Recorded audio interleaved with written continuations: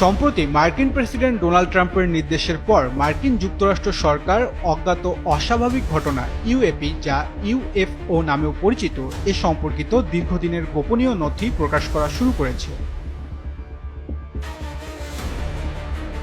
Trump truth সোশ্যালে বলেছেন যে তিনি যুদ্ধমন্ত্রী পিট হেগসেট এবং অন্যান্য সংস্থাগুলোকে ভিনগ্রহী ও মহাজাগতিক জীবন ইউএপি এবং অজ্ঞাত উড়ন্ত বস্তু ইউএফও সম্পর্কিত সরকারি ফাইল প্রকাশের নির্দেশ দেবেন। ট্রাম্প বলেন, এই অত্যন্ত জটিল কিন্তু আকর্ষণীয় এবং গুরুত্বপূর্ণ বিষয়গুলোর সাথে সম্পর্কিত অন্য যে কোনো এবং সমস্ত তথ্য প্রকাশ করা হবে।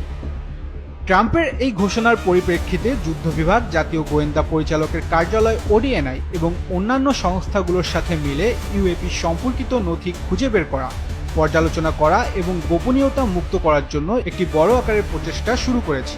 কর্মকর্তারা বলেছেন, এই কাজে বহু দশক ধরে সংগৃহীত লক্ষ লক্ষ নথি অন্তর্ভুক্ত রয়েছে।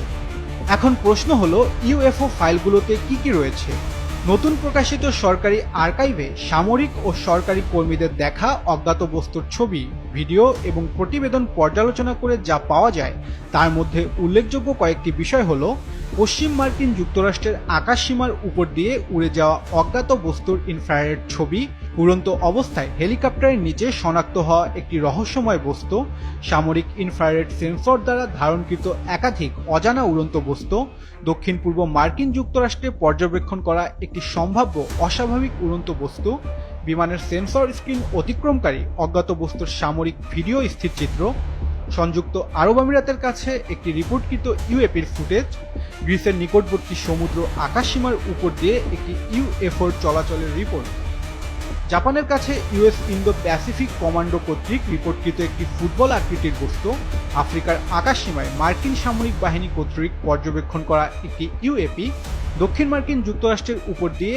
অজ্ঞাত উড়ন্ত কার্যকলাপের বিষয়ে মার্কিন বিমান বাহিনীর একটি রিপোর্ট এবং উত্তর আমেরিকায় একটি ইউএপি পর্যবেক্ষণের বিষয়ে মার্কিন সেনাবাহিনীর একটি রিপোর্ট।